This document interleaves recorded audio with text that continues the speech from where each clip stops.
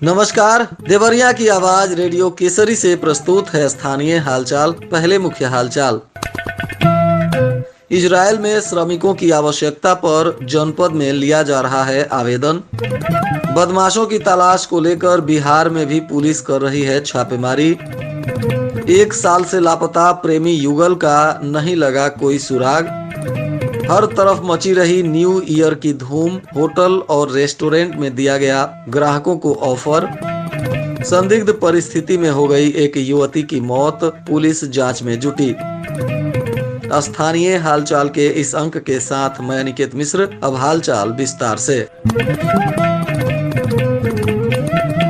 श्रम प्रवर्तन अधिकारी शशि सिंह ने समस्त सम्मानित निर्माण श्रमिकों को अवगत कराया है कि इजरायल सरकार के द्वारा भारत सरकार से निर्माण श्रमिकों की आवश्यकता बताई गई है। ऐसे निर्माण श्रमिक जिन्हें सिरेमिक टाइल्स, प्लास्टरिंग, राजमिस्त्री, welding frame work, shuttering, carpenter, iron welding का काम जानते हैं तथा उन्हें 2 या 3 वर्ष का अनुभव है और उनकी उम्र 21 से 45 वर्ष के बीच है तथा बेसिक अंग्रेजी की जानकारी हो, बोलना समझना, निर्माण की ड्राइंग इत्यादि पढ़ने की जानकारी हो, उन्हें इजरायल भेजा जा रहा है। इसके लिए इजरायल सरकार की तरफ से 1,37,260 रुपए प्रति माह सैलरी दिया जाएगा। श्रमिकों को इजरायल में निवास, रोजगार दिए जाने की कार्यवाही कौशल विभाग एवं उद्यमिता मंत्रालय भारत सरकार के बीच इजरायल की एजेंसी NSDC इंटरनेशनल के द्वारा करार कर चुकी है और इसी करार के तहत इन श्रमिकों को भेजा जाएगा। इच्छुक श्रमिक श्रम विभाग के कार्यालय में अपना आवेदन जमा कर सकते हैं।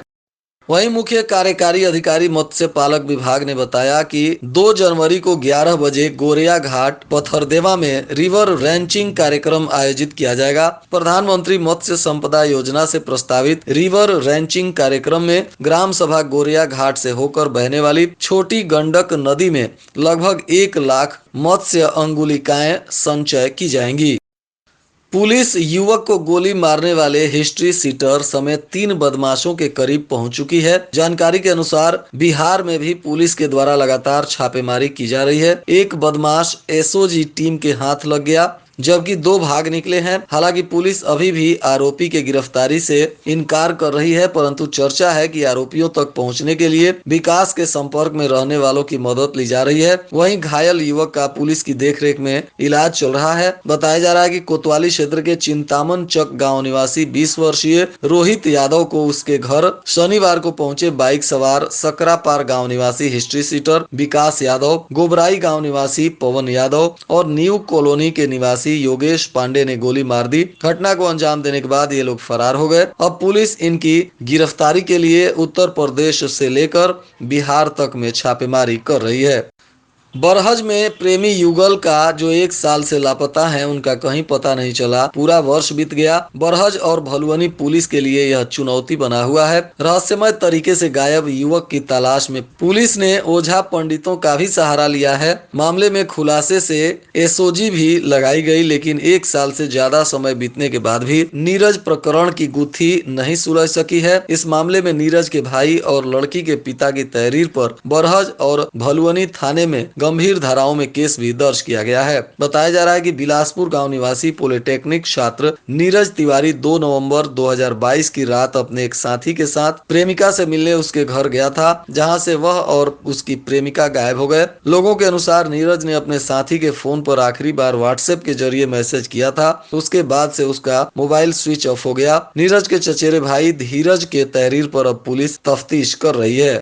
नए साल के स्वागत की तैयारियों में शहर के चारों तरफ हैप्पी न्यू ईयर की धूम दिखाई देती रही। सभी जगहों पर लोगों ने पूरे जोश खरोश के साथ नए वर्ष का स्वागत किया। रविवार की शाम से ही चहल पहल देखनी शुरू हो गई। रात के 12 बजे के बाद से लोग एक दूसरे को बधाई और शुभकामनाएं देने में व्यस्त हो गए। इधर जश्न के दौरान कानून व्यवस्था भी चुस्त दुरुस्त दिखाई दी। पुलिस विभाग भी चारों तरफ चौकन्ना रहा। साल के पहले दिन शहर के होटल और रेस्टोरेंट में काफी भीड़ देखी गई। मंदिरों में भी लोगों ने विशेष पूजा अर्चना की। इसके साथ ही कई होटल और रेस्टोरेंट ने लोगों को लुभाने के लिए कई तरह की स्कीम जारी किया था। वहीं कई जगहों पर लोगों ने म्यूजिकल नाइट का आयोजन किया, जिसमें काफी संख्या में लोगों ने जश्न मनाया। मोइल थाना क्षेत्र के मझवलिया नंबर 4 श्रीनगर गांव निवासी अखिलेश गुप्ता की बेटी शिल्पी गुप्ता की संदिग्ध परिस्थिति में मौत हो गई। परिजनों ने आसपास के लोगों के मदद से उसे अस्पताल में भर्ती कराया, जहां डॉक्टरों ने मृत घोषित कर दिया। परिजनों के मुताबिक दरवाजा खोलते समय युवती चोटिल हो गई थी। एसआई रामचंद्र सिंह ने बताया कि संदिग्ध हालत में युवती की मौत हुई है। शव को कब्जे में लेकर पोस्टमार्टम कराने के बाद परिजनों को सौंप दिया है और पोस्टमार्टम रिपोर्ट आने के बाद ही इस मृत्यु का कारण स्पष्ट हो पाएगा, जिसके बाद पुलिस आगे की कानूनी कार्रवाई करेगी।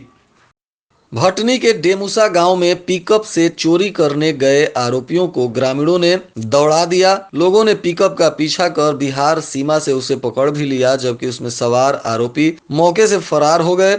इसी बीच लोगों ने पिकअप का शीशा तोड़ दिया। शिकायत के बाद पुलिस मौके पर पहुंची और पिकअप को जब्त कर लिया तथा मामले की जांच कर रही है। भटनी के डेमुसा टोला ओझवलिया में रमेश प्रसाद का पंपिंग सेट खेत में है। देर रात कुछ युवक पिकअप से खेत के पास पहुंचे और पंपिंग सेट खोलने लगे। खेत के पास पिकअप रुकने पर गांव वालों को संदेह हुआ और शोर करते हुए जब पहुंचे तो पिकअप सवार भागने लगे। कुछ ग्रामीण भी बाइक से पिकअप का पीछा करने लगे। गांव वालों ने बिहार प्रांत के विजयपुर में पिकअप को रोक लिया, परंतु उसमें सवार लोग अंधेरे का फायदा उठाकर खेत में भाग निकले।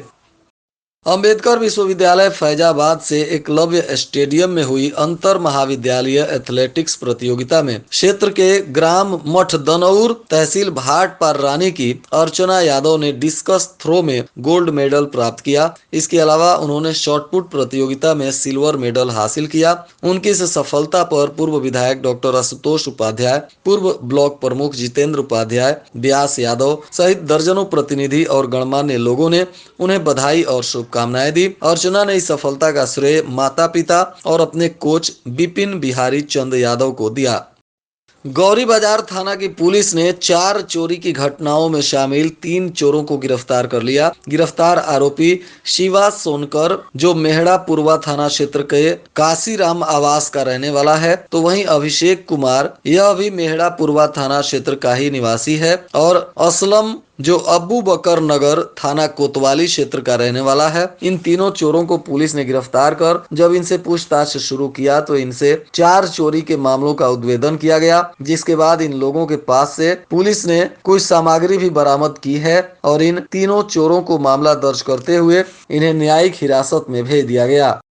बताया जा रहा है कि गौरी बाजार पुलिस के द्वारा गुप्त सूचना के आधार पर गौरी बाजार ओवर ब्रिज के नीचे छापेमारी की गई, जहां एक मोटरसाइकिल पे सवार ये तीनों लोग पकड़े गए। जब इनसे पुलिस ने पूछताछ शुरू किया तो इनसे 4 चोरी की घटनाओं का उद्भेदन हुआ, जिसमें इन आरोपियों ने अपनी संलिप्तता स्वीकार की है। इन आरोपियों के पास से चोरी के मोबाइल फोन, चोरी के 7,000 रुपए, 2 अदद आरी बरामद किया गया है, जिसके बाद इन्हें पुलिस ने न्यायिक हिरासत में भेज दिया। एक समय था जब जिले के लोग बिजली आने का इंतजार करते थे। अब शहर से लेकर गांव तक लगाए जा रहे सोलर प्लांटों ने तस्वीर बदल दी है।